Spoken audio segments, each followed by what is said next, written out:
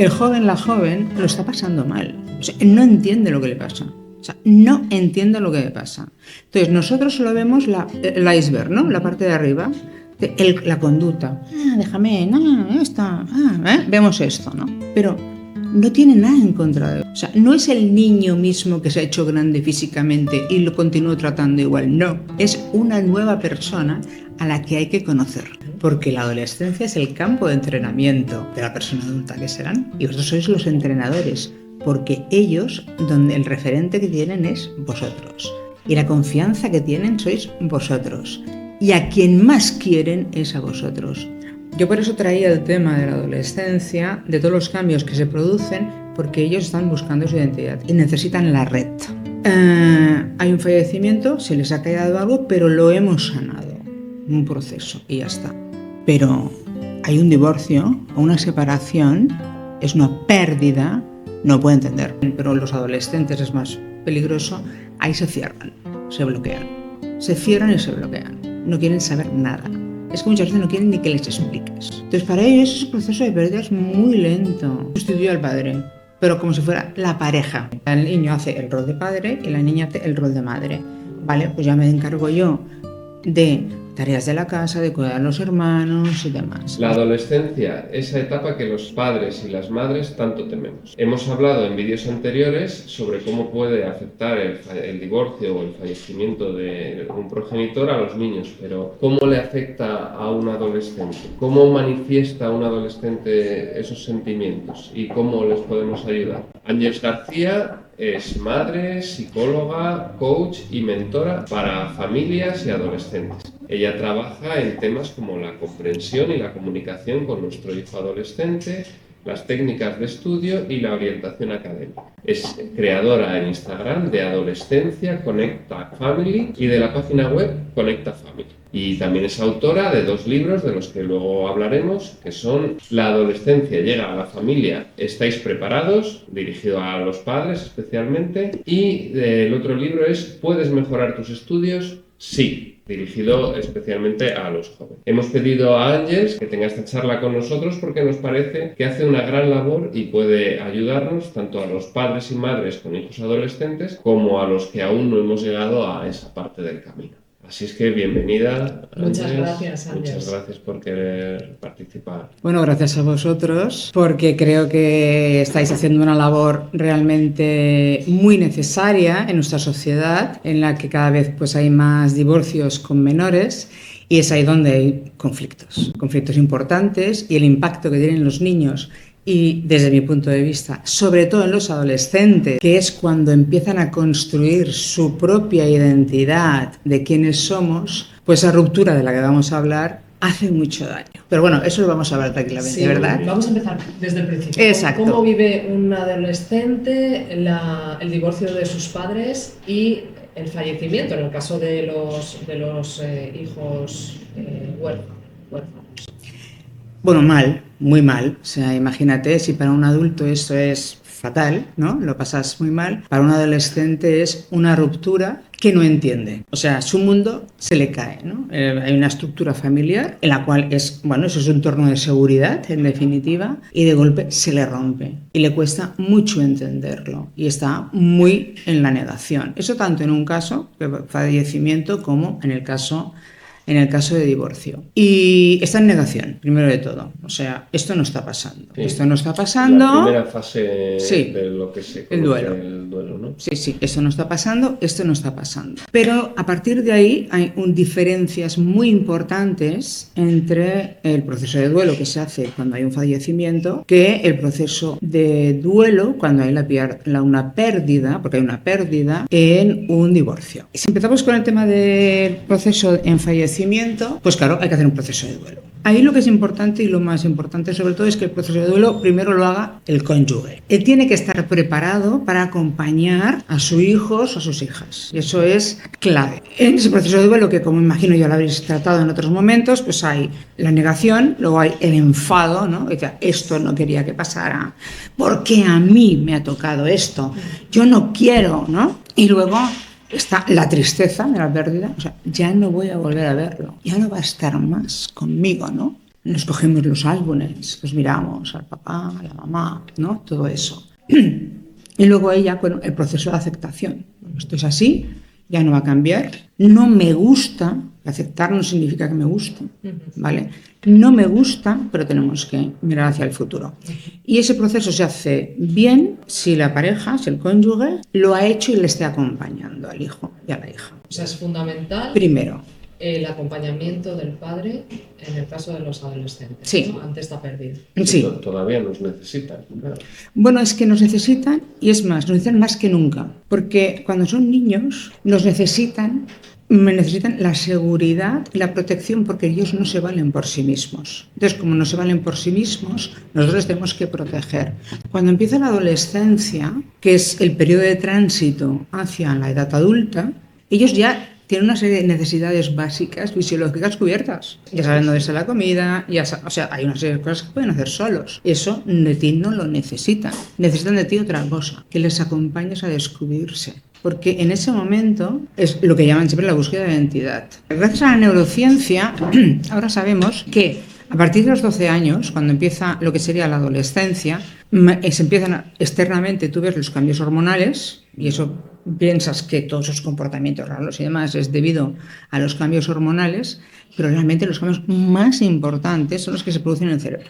Hay que tener en cuenta que cuando empieza la adolescencia hay una poda de neuronas muy importante, o sea, todas aquellas neuronas que, claro, desde que nace un hijo o una hija hasta muchos años, ahí se producen millones y millones y millones de neuronas. En ese momento, cuando empieza la adolescencia, el cerebro tiene que configurarse para ser eficaz y eficiente de cara a la persona adulta que será. Entonces, lo primero que hace es eliminar todas las neuronas y las sinapsis y todo eso que no funcionan. Es como vamos a construir un edificio nuevo. Tú imagínate, eso está pasando en el cerebro, ¿cómo se siente? Que tiene ahí un operario que le va cambiando todo eso. Y luego hay un cambio hormonal importante, pero con la dopamina. La dopamina es el neurotransmisor que en definitiva aporta placer, aporta deseos, es el impulsivo, ¿vale? Que provoca la impulsividad, y que tienen un chute de dopamina impresionante. Expresamente el cerebro lo hace eso porque es el momento que ellos tienen que empezar a experimentar y a salir de su ámbito de referencia, porque hay un tema que es la socialización y lo tienen que aprender de cara a la persona adulta que serán. Entonces tiene que probar y experimentar, y es la dopamina la que da el chute para que se lance, se atreva y demás. Luego hay otra componente de la dopamina negativa, es que claro, como si me chuto algo y me va muy bien, pues repito, ¿no? Entonces, si con el móvil estoy así, esto es un menú chute de dopamina. Entonces, claro, repito, ¿vale? El concepto de las adicciones. Pero el cerebro lo hace para que empiece a socializar y para que empiece a ver que hay otras personas, para que busque grupos, para que se relacione, porque en casa pues llega hasta cierta cosa, pero vale, los padres están para lo que están, pero ellos tienen que vivir la vida. Y entonces es por eso que hay estos chutes. A partir de ahí se crean nuevas redes neuronales, ¿vale? Que van configurando la persona que será. Y esas redes neuronales, a medida de que van repitiéndose, se recubren con una membrana que se llama la mielización, porque entonces ya se queda fijo. Por eso es el momento ideal de crear los hábitos. De crear los hábitos y todo. ¿A partir de qué edad? A partir de los 12. 12 años. ¿Vale? Hombre, si empiezas antes, como mínimo te va a ser más fácil. Ya. Pero como mínimo a partir de los 12 años, eso es muy importante. Y es el momento en que al crear esos hábitos es cuando la persona tiene que empezar a asumir responsabilidades. Porque eso la va a ayudar a ser autónoma, en definitiva, ante la vida, y asumir conflictos y gestionar las adversidades de la vida que le van a dar. Entonces, ¿qué sucede? Con todos esos cambios, el joven, la joven, lo está pasando mal. O sea, no entiende lo que le pasa. O sea, no entiende lo que le pasa. Entonces, nosotros solo vemos el iceberg, ¿no? La parte de arriba, la conducta. Déjame, no, esto, vemos esto, ¿no? Pero no tiene nada en contra de ti. No tiene nada en contra del padre ni de la madre. No tiene nada en contra. Lo está pasando mal y no tiene recursos para expresar lo que le pasa, ¿vale? Y entonces, pues, puff, hace así, puff, hace así. Porque también en ese momento la amígdala, que es donde está la gestión de las emociones, empieza a revolverse, ¿vale? Pues claro, empieza a moverse. Y entonces las emociones las ven muy intensamente. Tienen que pasar por las emociones. Las ven muy intensamente. Por eso cuando se enfada, ¡buah!, explota. Cuando se pone triste, ¡buah!, y luego al día siguiente no pasa nada. Ahí tenemos una explicación un poco para quitarle un poco de peso a la situación, ¿no? Pues siempre podemos decir, es la amígdala. Sí, pobrecito, es la amígdala. Claro, La dopamina. La Sí, dopamina ya sí, está aquí. sí. Por eso lo que es importante es que los padres y las madres tengamos en cuenta que su comportamiento no es nada contra nosotros, es su cerebro. Echarle la culpa al cerebro, que digo yo. Echarle la culpa al cerebro. Como persona, Exacto, como hijo, no tiene nada en contra de ti. Si te grita, si se comporta mal, si no hace lo que tú le pides, recordar, no es contigo, es su cerebro. Entonces así ya, como menos ya te desculpabilizas. Se ve desde otra perspectiva. Lo vemos de como, otra forma. como padres. Sí. ¿Vale? Y entonces ahí está buscando esa identidad. Como está buscando esa identidad, ¿quién soy? ¿Para qué esto? Claro, se cuestiona todo lo que está pasando a su alrededor. ¿Y para qué tengo que estudiar? ¿Y para qué tengo que poner la mesa? ¿Y para qué tengo que recoger la comida? ¿Y para qué? Se cuestiona todo. Es una crisis existencial. Y eso es importante que lo tengamos en cuenta, ¿vale? O sea, se está creando una nueva persona. O sea, no es el niño mismo que se ha hecho grande físicamente y lo continúo tratando igual. No, es una nueva persona a la que hay que conocer.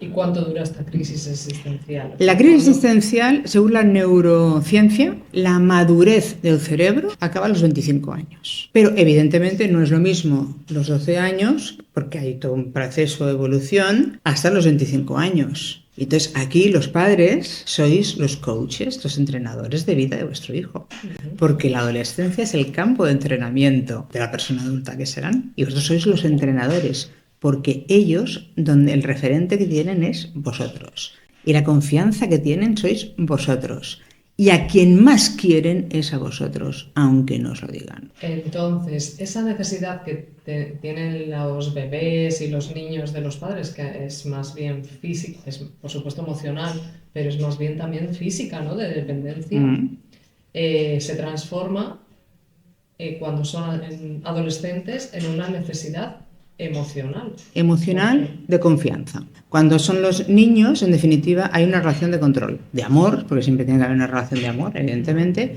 pero es más de control. Cuando empieza la adolescencia, tenemos que ir dejando el control y pasar a una relación de confianza. Y eso cuesta mucho a los padres. Yo creo que nos cuesta más a nosotros que a los como padres. Pero claro, seguramente para que un adolescente crea en sí mismo es imprescindible que detecte que los padres creen en él, ¿no? Si no, es muy difícil. Sí, si tú no crees en tu hijo, él no va a creer en él. Y aparte me surgía cuando hablabas de todos los cambios que suceden en el cerebro del adolescente, yo pensaba, aparte de eso, probablemente se une los millones de modelos que reciben desde el exterior. Entonces, el adolescente está mirando hacia su futuro, no ve nada porque no sabe lo que va a pasar, y antiguamente a lo mejor veía el futuro que le mostraba su familia, pero ahora ve miles de futuros distintos y se siente todavía más perdido, no sabe por qué hay algunos que tienen éxito, otros que fracasan, no sabe qué le va a pasar a él. No, probablemente sea muy difícil de gestionar toda esa información, ¿no? Bueno, ese es el miedo, ¿vale? Ese es el miedo, pero también hay un tema que es que los padres transmitimos el miedo. O sea, los padres no transmitimos seguridad. Y bueno, esto está así, pero bueno, el futuro, pues piensa, pues claro, habrá muchas más profesiones, claro, esto es una evolución, por lo cual lo importante pues que tú localices tu talento, realmente a lo que tú te quieres dedicar, porque, bueno, yo creo, ¿no?, y esto es mi experiencia y lo que he vivido, es que tienes que dedicarte profesionalmente a algo que cada día te levantes por la mañana feliz, o lo que vas a hacer. Y eso es un cambio de paradigma muy importante en relación pues, a las generaciones anteriores, ¿vale? Y eso es ahí lo importante, detectar y acompañar a nuestro hijo y a nuestra hija a que descubran sus talentos, a que descubran lo que les hace feliz, lo que les hace vibrar, ¿vale? Y a confiar en ellos y acompañarles en ese camino. ¿Qué pasará en el futuro? Pues no lo sabemos. Quiero decir, empezará ese camino y a lo mejor pues luego cambia para otra cosa o demás. Es que eso no lo sabemos.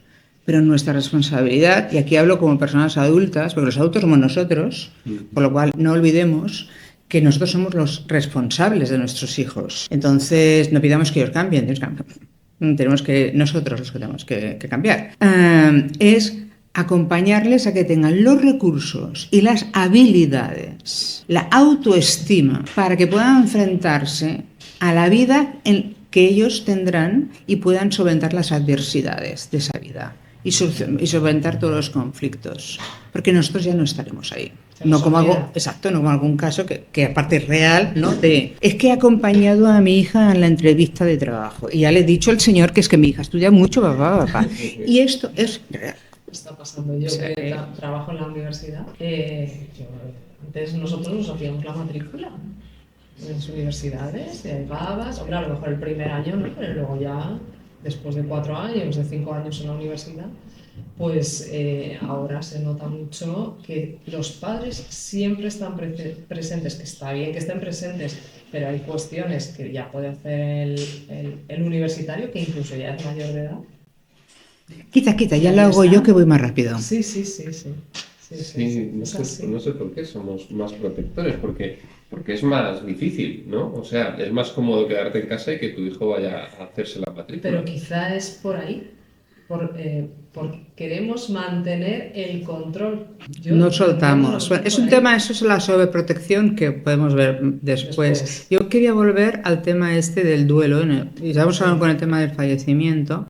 Entonces, una vez que hay un fallecimiento, la pérdida, has hecho el duelo, continuo, no me gusta, pero ya está. A partir de ahí yo puedo construir mi futuro. Sin esa figura, pero yo puedo construir mi vida. Eso no me va a quedar, no me va a dejar una herida emocional, ¿vale? Si hemos hecho todo el proceso bien, eso no me deja una herida emocional. Me deja, pues, bueno, que me recuerdo de mi padre o de mi madre.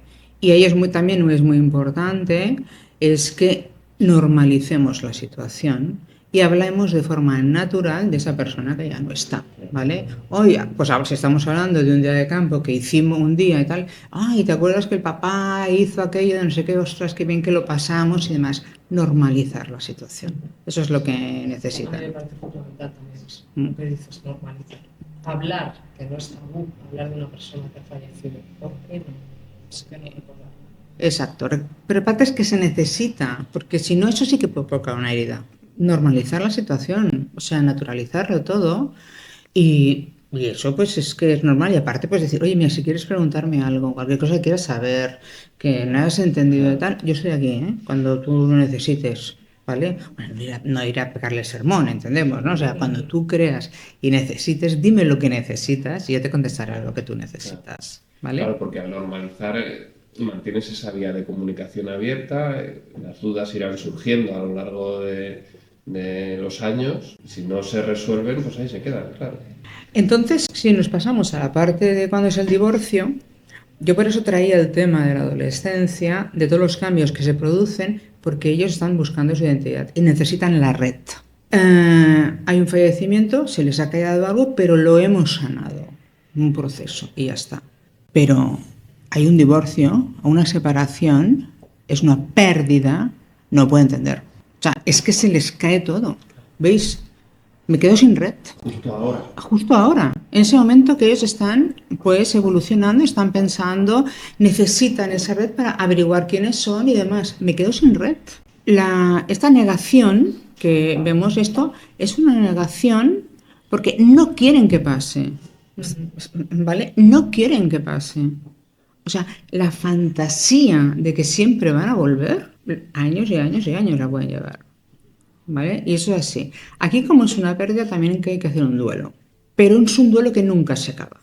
Aunque tengan a los padres, porque ellos están viendo a su padre que está mal, que está feliz, a su madre que está feliz. Pero eso es un duelo. Bueno, exacto. Si estamos ahí, vale, pero eso es un duelo que no se acaba. porque siempre puede pasar algo, ¿vale? Entonces tenemos las familias que se divorcian o se separan de mutuo acuerdo. Entonces, si ese proceso lo hacen muy bien, porque anticipan todo el tema de la comunicación, cómo se lo vamos a explicar adaptado a la edad de los niños, cómo se lo vamos a explicar, que quede muy claro que el tema no es de los hijos, es que nosotros hemos dejado de amarnos, entonces ya preferimos no estar juntos, pero lo que tenemos claro es que somos vuestros padres y ahí siempre vamos a estar juntos para vosotros. ¿Cómo se comunica eso? Eso es muy importante. Pero ahí los jóvenes, bueno, los niños también, pero los adolescentes es más peligroso, ahí se cierran, se bloquean. Se cierran y se bloquean. No quieren saber nada. Es que muchas veces no quieren ni que les expliques. Aunque sean buenas, ¿eh? Porque no entienden. Pues bueno, pues quedaros juntos igualmente, ¿eh? O sea, ¿qué más da? Pues como amigos, o sea... Pues no lo sé, o sea, no me rompáis. Entonces, ellos no lo entienden, les cuesta mucho entenderlo. Entonces, para ellos ese proceso de pérdida es muy lento. O sea, de la negación, están mucho tiempo en la negación, ¿vale? Luego piensa los cambios que les afectan. Es que tiene que irse cada semana a una casa diferente. Es la maleta. Con lo dependientes que son en esa etapa de su grupo social, ¿no? Y si no están cerca una casa de la otra, no están en la misma zona, es perder no solo a tu progenitor durante esa semana, sino a tu grupo social. ¿Dónde está mi casa? ¿Cuál es mi casa? Aunque vaya buen rollo el tema, pero sí. ¿Dónde está mi casa, no? Eso hasta que no son más maduros y más grandes les cuesta verlo, ¿no? Continúan con la fantasía, o sea, de que esto va a volver y demás. ¿Dónde está mi casa? Y ahí el punto más difícil, aunque haya ido buenas, es cuando se crean sus sistemas familiares nuevos. Claro. Cuando hay parejas y aparte, y esas parejas pueden tener hijos. Entonces imagínate ahí, entonces es cuando ahí ese dolor vuelve, y yo es que he visto casos brutales, ese dolor vuelve porque se sienten en la maleta, entonces no sienten dónde tienen su casa, porque su hermano, digamos, está 100% con sus padres, su otro hermano está, y él, pero en cambio él es una maleta. Y ahí hay una herida emocional. Es como un el hijo abandono. De segunda, casi, ¿no? Sí. O sea, como el invitado, ¿no? Sí. Entonces, ahí esa herida emocional. Entonces, por eso digo que el duelo es un duelo que no acaba de hacerse. Porque luego las circunstancias de la vida van pasando cosas, por mucho que te comuniques bien, por mucho que estés bien, y es un duelo que no acaba de hacerse. Y eso acaba creando una herida emocional. ¿Y sí. ¿Es posible que el adolescente también intente suplir alguna figura que ya no está? Es decir, en mi caso, por ejemplo, fallece mi marido, mi hijo adolescente puede suplir la figura de su padre como si fuera el padre de la familia, o en el caso de un divorcio, pues dependiendo de con quién esté con los padres. Eso es más habitual en fallecimientos que en divorcios. Es diferente el rol que pueden ocupar una hija que un hijo. En el caso de un hijo, ante esa situación, que sustituye al padre, pero como si fuera la pareja. Sustituye al padre como si fuera la pareja, o sea, como vamos de la mano juntos, ¿no? Porque yo tengo que proteger, porque ahora no es el papá, por lo cual yo a ti te tengo que proteger. En el caso de la niña es diferente. El caso de la niña es... me encargo yo de las tareas de la casa, o sea, hago el rol de madre. El niño hace el rol de padre y la niña hace el rol de madre. Vale, pues ya me encargo yo de tareas de la casa, de cuidar a los hermanos y demás, ¿vale? El problema de esto es que haya muchas madres o padres, esto pasa más con madres, que, claro, se sienten orgullosos. ¡Wow! Es que mira a mi hijo cómo me cuida, mira cómo me trata, mira qué bien. Se enorgullecen públicamente de eso, no son conscientes del daño que eso les está provocando a sus hijos. Por eso yo siempre digo, primero hay que sanar muy bien al adulto. Y el adulto tiene que conocer que puede pasar esto. Por eso hay que pedir ayuda a profesionales. ¿Vale? O sea, es que pedir ayuda es de valientes, es que a veces no nos olvidamos, pedir ayuda es de valientes. Y pedir ayuda para evitar que eso pase. Porque en definitiva se crea un nuevo sistema familiar, hay una figura que ya no está, entonces se crea un nuevo sistema familiar. Pero la autoridad de ese sistema familiar es la madre o el padre, esa es la autoridad. Lo que pasa es que se crean nuevas normas, nuevas responsabilidades, se reparten las responsabilidades de forma diferente, pero queda claro que la autoridad es la madre y cada uno tiene que asumir su rol. Y esa es la parte difícil, porque ya te digo, yo no sé, pero bueno, yo aquello de, oh, mi hijo, mira, oh, esto, claro. Y cuando decías hace un momento que esa situación en la que el hijo o la hija adquieren el rol de la persona que ya no está y que eso les hace daño, aunque el otro progenitor se sienta orgulloso de cómo lo está haciendo, ¿a qué te refieres con que les hace daño? ¿Qué tipo Porque de ellos daño? dejan de ser quienes quieren ser. O sea, ellos ya no son la persona que se está formando y creando y buscando quién es. Ellos deciden que se apartan de eso y que tienen que cuidar a su madre. O sea, se abandonan a sí Por mismos. sí mismos, claro. Ese es un tema de que yo no, ya dejo de pensar en mí, por decirlo así, de mi desarrollo, ¿vale? Y me dedico a mi madre. O sea, ya no salgo con mis amigos. O sea, cosas que un adolescente tiene que hacer para incorporarse en la vida que haya, las deja de hacer porque es que yo ahora tengo otra responsabilidad. Soy el cuidador, soy el salvador. Y eso sí, claro que afecta luego. ¿En qué medida afecta al rendimiento académico el divorcio de los padres o el fallecimiento de uno de los padres en los adolescentes? El fallecimiento afecta durante el periodo de duelo, ¿vale? Porque evidentemente, bueno, es que el sistema está afectado. Entonces, como el sistema está afectado, ahí tenemos que entender que para un joven, para un adolescente es secundario los estudios. Eso en su mente está ahí otra cosa. Y eso hay que entenderlo, hay que aceptarlo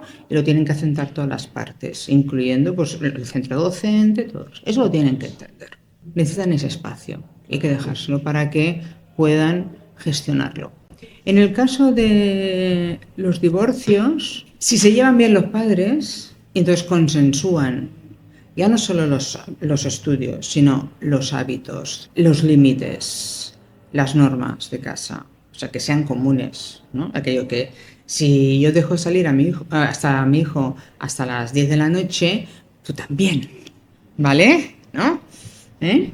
Pero no para hacerte, pues no te voy a hacer la puñeta y le voy a dejar que llegue a las 12 de la noche, ¿vale? Entonces lo más importante es consensuar el nuevo sistema familiar. Hay que tener en cuenta que se han creado dos subsistemas familiares, ¿vale? Entonces lo ideal para el buen desarrollo de los hijos y de su personalidad, de su autoestima y de su futuro es que las normas, los límites, o sea, lo que afecta a los hijos sean comunes. Y eso significa que los padres ahí tienen que alinearse, y alinearse significa que muchas veces hay que dar concesiones.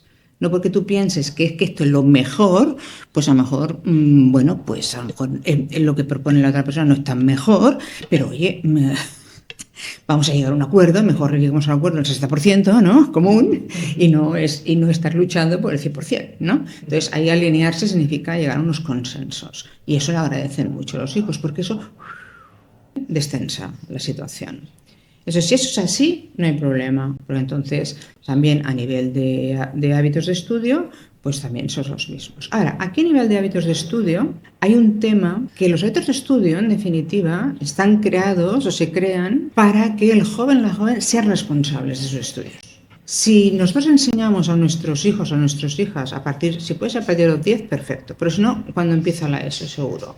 Unos hábitos de estudios, unas rutinas, unas técnicas de estudios, una forma de estudio, unos horarios, ¿no? O sea, bueno, todo el proceso que lleva. Y ellos se hacen responsables de cuándo tengo el examen, de hoy tengo que estudiar esto y demás. Entonces da igual, porque como son responsables de sus estudios, pues vaya a la casa que vaya, ya sé que hoy tengo que estudiar y no tengo que esperar que el otro me lo diga. Entonces ahí es súper importante asumir ese tipo de responsabilidad. Ya vengan ellos con ese aprendizaje. Claro. Ya, pero ellos no vienen por ciencia infusa. No, hay que enseñárselo. Tenemos que enseñarles el hábito de estudio. Entonces, pues uno u otro, o sea, pero lo importante es que ellos asuman esa responsabilidad. Independientemente de que un padre no lo haga, si el otro sí ayuda a su hijo a crear ese hábito de estudio, lo va a hacer en las dos casas. Claro, porque es mi responsabilidad, ¿no? Llegar a casa de la mamá o del papá. ¿Y qué tienes hoy? Bueno, hoy tengo que estudiar, que mañana tengo un examen. O sea, es mi responsabilidad, yo me pongo. Entonces ahí, claro, no afecta a la pareja, porque es mi responsabilidad. Claro, pero ese es el mundo ideal. Es decir, Sí. ¿cuántas parejas conocemos ya divorciadas que muchas no tienen ese hábito? O sea, no promueven ese hábito de estudio en su casa. ¿Y cuántos adolescentes hay que no tienen ese hábito de estudio? Vamos a ponernos en el Sí, peor a de ver, los casos. yo lo que creo es que, aunque haya un intento de ponerse de acuerdo, probablemente al divorciarse la pareja, uno de los motivos sea que cada uno hace las cosas de manera distinta. Por lo tanto, en cada uno de esos hogares el funcionamiento va a ser bastante desigual. Yo estoy muy de acuerdo contigo en lo que dices de los hábitos de estudio. Si el niño, el hijo, tiene unos hábitos, ya es independiente, ya no necesita nada, ¿no?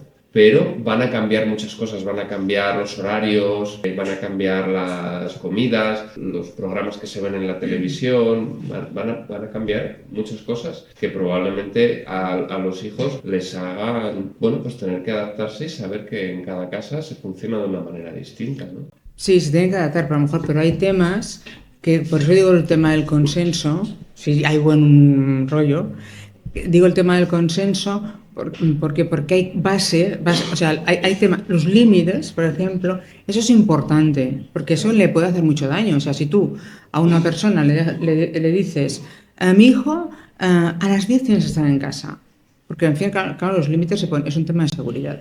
O sea, no se ponen porque yo decido que son a las 10, no. Se ponen por un tema de seguridad, ¿no? O sea, a función de la edad, pues podrás llegar a una hora, a otra, ¿no? Es un tema de seguridad. Entonces, eso es importante que entienda, para que tu hijo entienda o tu hija, que eso es un tema límite de seguridad, eso tiene que estar consensuado.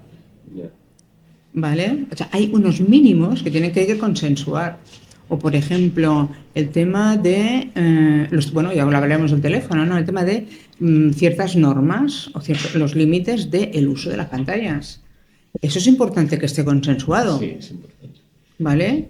Porque si no, digo, no, claro, yo me quedo en casa del papi o de la mami porque me dejan estar más horas. O sea, hay una serie de cosas que es importante que estén consensuadas, que no hace falta que sea todo. Luego, claro, hay diferencias, normal, porque para eso es normal, pero hay unas bases que forman parte del desarrollo del joven que tiene que entender, porque si no, imagínate la confusión que tiene, qué es lo que está bien, qué es lo que está mal.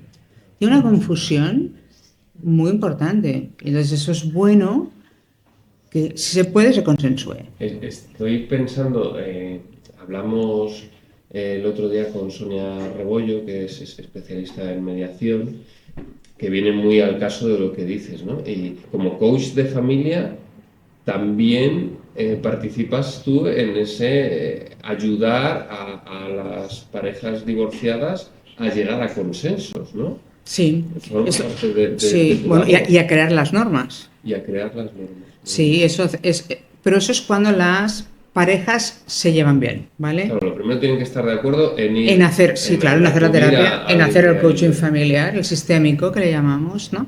Hacemos una entrevista individual con cada miembro de la familia, ¿vale? Va a entender qué es lo que funciona, qué es lo que no funciona, qué es lo que le gustaría para entender, ¿vale?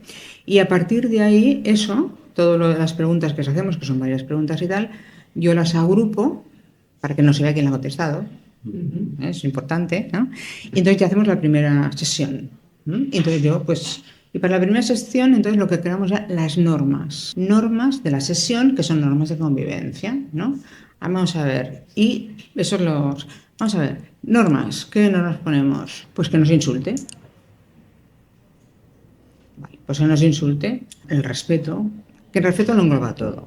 Bueno, entonces ahí ponemos a escuchar, que todos participen, por ejemplo, que es importante, no que todos participen, entonces sale, muy bien, vamos a firmar, y firmamos, todos, conforme a ello. Y entonces yo voy mostrando, para cada pregunta que se ha planteado, ¿no? Yo voy mostrando lo que dice el grupo, ¿no? Dice, mira, pues, por ejemplo, a nivel tareas de la casa, imagínate, pues mirad, hay estas diferentes, hay cosas que ya salen agrupadas, perfecto, y otras cosas que, bueno, salen. Vamos, ¿cómo planteamos las tareas de la casa? Aquí se dice esto, ¿cómo lo veis? ¿Vale? Y entonces a partir de ahí se crea como un diálogo, no, porque yo no quiero esto, yo no puedo pensar en esto, Bueno, pero lo que está claro, ¿vale? Es que la mesa hay que quitarla. Entonces, ¿eso tenemos todo el mundo claro? Sí, ¿vale? Entonces, ¿qué proponéis? Entonces, pues un hijo dice, bueno, es que yo, como llego tarde, pues yo prefiero hacerlo el martes, voy el miércoles. Bueno, entonces ahí pues ya se crean esas normas, pero son consensuadas. Con el compromiso de cada uno. Exacto, consensuadas, ¿vale? Entonces se consensúan. Lo que es importante es, lo hacemos consensuado, pero que quede claro que yo les doy la voz a los padres. O sea, yo no estoy en el mismo sitio, yo estoy atrás, o sea, mosquita yo. Que lanzo las preguntas. Porque, y eso lo trabajo mucho con los padres, la autoridad sois vosotros. ¿Vale? La familia no es una democracia. Lo que le digo yo a mi hijo todos los días. No, hijo, no, esto no es una democracia. La familia no es una democracia. Ahora, hay que escuchar para entender las necesidades de los demás y se puede adaptarse, eso sí. Y entonces ahí se van creando. Y luego, aparte de las normas que hemos puesto y que se han puesto, que han decidido entre todos, siempre teniendo en cuenta que tienes que ceder cosas. O sea, que no, claro, no va a ser todo como tú quieras. Se ha cedido. Los padres son los que deciden que eso es así. Dan, ok, vale así. Entonces se hace luego consecuencias. ¿Qué consecuencias va a tener el hecho de que no se haya cumplido esto o esto o esto? Y eso todo al principio no, durante mucho tiempo. Dices, pues una vez a la semana o una vez cada 15 días nos sentamos todos a la hora de comer o a la hora de cenar o lo que sea y revisamos cómo ha ido, ¿vale? Y entonces pues ahí vemos si se ha cumplido o no ha cumplido. Primero entender por qué no se ha cumplido, porque puede haber casos detrás, ¿vale? Pero primero hay que entenderlo, ¿eh? Porque no has hecho la cama. No, vamos a ver, entender por qué no ha hecho la cama. Entonces, lo importante es, vale, eso no has cumplido y demás. Y los hijos tienen que asumir esa consecuencia, ¿vale? Yo ya he decidido, no he hecho la cama 3 días y me tocaba hacerla cada día. Y la consecuencia era que si no hacía la cama 3 días, él mismo se puso la consecuencia, ¿vale? No hacía 3 días, pues estaría 2 días sin jugar a la Play. Se lo puso él, la consecuencia. ¿Has cumplido la consecuencia? Sí. Dice, no, tengo claro que ahora voy a hacer la cama todos los días, ¿no? Porque no me quiero he pasado 2 días sin la Play y lo he pasado fatal. ¿Qué pasa en la adolescencia? Pues que en la adolescencia los padres son sparrings. ¿Vale? Eso se lo juego. O sea, eso lo juego, Son sparrings. Entonces, claro, siempre hay ahí algo a gestionar. ¿Vale? Como norma te va a llevar siempre la contraria. Pero eso es así. Ojo, y está muy bien que se cuestionen todo, porque es la única forma de que trabajen el pensamiento crítico. Si tú tienes un hijo sumiso que a todo dice que sí, preocúpate. Hay un miedo de algo, un miedo muy profundo a algo. Está pasando algo. Sí, ¿vale? No quiere ser el mismo, ¿no? Está ocultando a lo mejor su... Sí, tiene miedo a algo. Bueno, pues tiene miedo que su madre le rechace por no hacer lo que él quiere. Bueno, ese miedo se enquista y es una herida emocional muy fuerte, porque tú imagínate qué adulto va a ser. Pero por lo cual hay que hacer el sparring, por eso hay que practicarlo antes, O sea, ya prever que hay que hacer el sparring y tú ya preparada, ya. Pero es que he hecho esto. Bueno, vale, pero habíamos quedado una cosa. Por lo cual, yo lo siento mucho, o sea, sobre todo sostenerlo, siempre sostener lo que se haya dicho, porque ellos van a buscar que el chantaje, ¿no? O sea, el chantaje. Bueno, sí, pero bueno, esta vez, mamá, venga, va, déjame, pues se lo ha sido hoy, no sé qué, va, por favor, ¿no? Vale, no, sí, yo te entiendo, pero aquí está puesto así, sostener esto, porque como no se sostenga, o sea, es el problema de poner normas y límites. Sí, voy a poner normas y límites y aparte poner 25 normas, 25 límites, ¿no? Claro, pero el tema es sostenerlos. Como no se sostengan, es que pierdes la autoridad, te manipulan y no lo puedes permitir. No, vale, yo entiendo que no te gusta, pero habíamos quedado así aquí. Otra cosa es que si tú crees que esta norma pues ves que se puede, que a lo mejor hay que modificarla y tal, pues oye, eso la próxima vez que nos reunamos, lo hablamos. Pero de momento esto es así. Y eso es muy importante, sostenerlo. Porque claro, te puede hacer así, mamá, por favor, o te puede, porque en esta casa, aquí solo se hace lo que tú tienes que decir. Porque o sea, tenemos varios formatos, ¿no? Con lo que, pues mi padre en su casa, por ejemplo, hace esto y me deja y tú no. Por ejemplo, ¿vale? Entonces, la calma el traspaso de la tranquilidad es clave en este tipo de situaciones. Y siempre recordar, no es por ti, es de su cerebro. Y respirar, siempre. Y nunca hablar ni gritar si no tienes claro que lo que vas a decir va a ser positivo en esa relación. Mejor no hables. O sea, si vas a decir algo que luego te vas a arrepentir, no lo hables. Y aparte yo siempre digo, y sobre todo distancia. Porque claro, tú estás ahí en la mesa y claro, ¿y tú qué te sale? ¿Estás metido ahí? ¡Ah! Y haces así, haces así. ¡Ah! Entonces tú ya físicamente haces... Entonces ya no entras en su juego. Haces así, que no se nota ni que respires. Y en ese momento es cuando dices, vale, mira, en casa de tu padre estas cosas se hacen así, pero en esta casa decidimos entre todos y tú también, ¿vale? Que esto lo hacíamos así. Por lo cual tenemos que ser coherentes con nosotros mismos, responsables con nosotros mismos. ¿Que se puede modificar? Sí, pero eso lo vemos en otro momento. Eso es autoridad. Y tampoco has dicho nada, siempre has dicho, tú también estabas incluido, tú también lo decidiste. Ahora acepto que se pueda cambiar, pero en otro momento lo vemos. Ahora no, ahora se cumplan. Ah, pues no ve. No, ¿no? Como yo cuando era pequeña. Mantenerte firme. Sí, sí, firmeza amable, Sí. ¿vale? Firmeza amable. Yo me recuerdo, mi hijo, cuando era más pequeño, todavía no estaba en la adolescencia, en el tipo quería algo, se ponía a llorar, y yo le decía, y me retírate. Digo, no, mira, ya puedes llorar lágrimas de cocodrilo, que es que no, o sea, es que no. Ah, bueno, pues entonces vale. Muy bien. Ah, pero pues entonces vale, ¿no? Pues ya está. Y entonces lo que sí que es importante en las situaciones que hay con divorcio es que, sobre todo el sistema, las decisiones que se hayan tomado, aunque sean diferentes en la otra casa, en tu casa tengan claridad. Y tú nunca, nunca, nunca critiques ni cuestiones lo que pasa en la otra casa. Nunca, nunca, nunca. Eso es muy importante. Igual que nunca, nunca, nunca hables mal de tu pareja.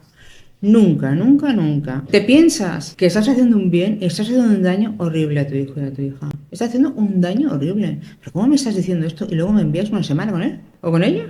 ¿Lo veis, no? Yo me imagino que a nadie nos ha gustado cuando éramos pequeños que nos hablaran mal de nuestros padres. Entonces, sigue siendo mi padre o mi madre y aunque tú seas uno de ellos, no quiero oír nada malo del otro, igual que no quiero oír nada malo de ti, ¿no? Aunque ellos sean conscientes, ¿no? Efectivamente, de lo que hace mal o lo que hace bien. Son madres, No son siempre padres, son no conscientes. Piensa una cosa, la relación se rompe por los adultos, ¿vale? Entonces hay un motivo ahí, el que sea. No se rompe por ellos, se supone, ¿no? A margen de que muchas veces hay, ojo, la culpa, ¿eh? Que también pensar que la culpa, el miedo al abandono, el miedo al rechazo, todo eso está ahí. La parte de las emociones que hay que validar es un proceso importante. Entonces, claro, ellos no entienden. Yo quiero a mi padre y a mi madre iguales. O sea, es un tema vuestro. Pero yo a mi madre y a mi padre los quiero iguales. O sea, no puedo aceptar que al otro le digas. O sea, le pones le das realmente un problema, ¿eh? Le trasladas un problema importante. ¿Asesoras a las familias en las que los hijos adolescentes no tienen muy claro su futuro profesional? ¿Cómo lo haces? Bueno, asesorar a las familias, básicamente lo que hago es, nosotros tenemos un programa específico para esto, que justamente lo lanzamos con una compañera, que esto sí que lo hago con una compañera, hace 2 años, porque detectamos esa necesidad. O sea, a mí venían casos, ¿no? Justamente pidiendo eso, ¿no? Es que tiene que tomar una decisión, en marzo tenemos que matricularlo en esto, y es que no tiene ni idea y yo es que no puedo ayudarle porque no sé qué tiene que hacer. Entonces nos dimos cuenta que había esa necesidad. Entonces a nivel individual yo hacía sesiones de este tipo, ¿vale? Pero luego con una compañera que también se dedicaba a hacer orientación académica, decidimos crear un programa y hace desde 2 años lo tenemos. En este programa la base es crear una hoja de ruta. La base es el autoconocimiento, ¿vale? O sea, esa búsqueda de identidad que está en dónde soy, quién soy y demás, digamos, acelerarla. Es una forma de acelerarla, ¿no? El autoconocimiento. ¿Quién eres? Pero ¿quién eres desde tu visión de dentro? Porque claro, cuando yo te pregunto tú quién eres, ¿qué me vas a decir? Lo que dicen los demás de ti. Pero tú realmente, ¿Eres lo que dicen los demás de ti o eres a otra persona diferente? ¿Quién realmente eres por dentro? Tus fortalezas, tus áreas de mejora, tus debilidades, pero tú, ¿quién eres por dentro? Entonces, sobre eso trabajamos bastante y les hacemos reflexionar sobre eso, ¿no? Y siempre hacemos escribir a mano, porque la reflexión, cuando reflexionan y lo pasan al boli a mano, enlentece esa situación y entonces se hace un pensamiento que, como han tenido que reflexionarlo, y eso se les va al lóbulo donde está la memoria. Eso se les queda fijado. Es una reflexión que han hecho y que se les queda fijado.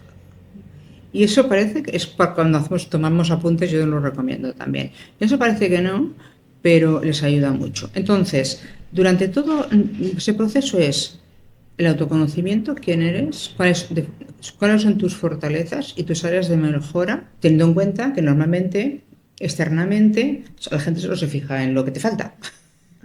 No se fija en lo que ya tienes, ¿no? Bueno, es que es así, ¿no?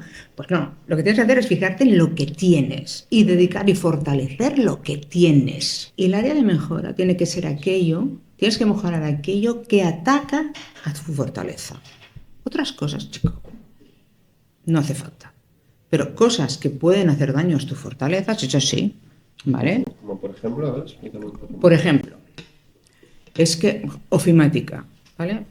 Bueno, yo soy un gran el piano. A mí esto del piano me encanta y, bueno, es uno de mis talentos. El piano, soy una persona muy empática, me gusta estar con la gente, relacionarme, todo esto y tal, pero tengo un problema con la ofimática. O sea, yo tengo un problema con la ofimática, entonces cualquier cosa que hago, pues claro, no domino bien el Excel, matemáticas, este tipo de cosas y estoy... O sea, eso se le hace una bola mucho más grande que todo lo demás, ¿vale? Entonces, claro, la gestión es decir, vale, ¿esto te está afectando a todo lo que tú eres? No. Pues entonces entiende que lo tienes que tratar de forma diferente. Tu objetivo es aprobar las matemáticas, ¿vale? Pues te coges un profesor que te enseñe Excel y apruebas las matemáticas y punto. Y ya está. ¿Vale? O sea, esto es lo que hay que saber gestionar, cosas de estas. Y eso son reflexiones. Si le afecta personalmente. Entonces tiene que trabajarlo. Eso tiene que trabajarlo. Es que no me se ocurre ningún caso, como mismo con los jóvenes, eso lo tienen como muy claro y queda muy separadito. También son jóvenes, pero bueno, me voy a inventar algo de adulto. En empresa, porque he hecho mucho coaching en empresa, ¿vale? En empresa, ¿no? En empresa es una gran vendedora, muy buena vendedora. O sea, no veas el negocio, lo que está subiendo gracias a mí. Esa es tu fortaleza. Esa es mi gran fortaleza. O sea, sé relacionarme muy bien con los clientes. Enseguida hablamos de una relación de confianza. Y la verdad es que ya tengo un cliente que es que ya es fijo, o sea, lo tengo cautivo, ¿no? O sea, ya siempre ya sabe que si tiene una necesidad viene a mí y todo esto y tal. Bueno, fantástico. Pero entonces voy a mi jefe, que mi jefe una vez al año me hace pues el cuestionario de evaluación que le llaman, ¿no? Y tal. Y claro, siempre digamos 50 minutos de la hora a machacarme porque claro, no meto en el sistema las visitas que he hecho, no meto esto, no meto lo otro, Y es horrible, ¿no? Y bueno, claro, tú imagínate qué mal rollo ¿no? ¿Qué puedes hacer ante eso? Claro, ¿te importa o no te importa? Claro, o sea, hay que hacer, porque lo que no está en el sistema no existe, como digo yo. Claro. ¿Vale? Eso es así. Entonces, ¿qué puedes hacer? O dedicas horas y horas y horas y horas a aprender eso, o decides que tu tiempo tiene más valor haciendo lo otro. Pues contrata a alguien que te lo haga. Tienes que buscar ayuda a veces muy fuera, porque a lo mejor el hacer esto, las horas y horas y horas que eso te dedica, estás perdiendo donde aportas valor. ¿Vale? Entonces, bueno, sería este tipo de cosas. Sí, vas un poco limpiando el camino, ¿no?, de los obstáculos y viendo cómo se sortean, ¿no? Si tienes que sortearlos con tu tiempo o con una estrategia que a ti te suponga tiempo, pero te permita salvar ese obstáculo y seguir avanzando en tu camino. camino, ¿no? Es que yo me he dado cuenta que los jóvenes, pues, y los adultos, pero los jóvenes, claro, como hacen lo que les dicen, o sea, claro, las creencias y los patrones que tienen, eso es así. Esto de pedir ayuda hoy en día es que parece que está mal, ¿eh? O sea, esto de pedir ayuda no se ve bien.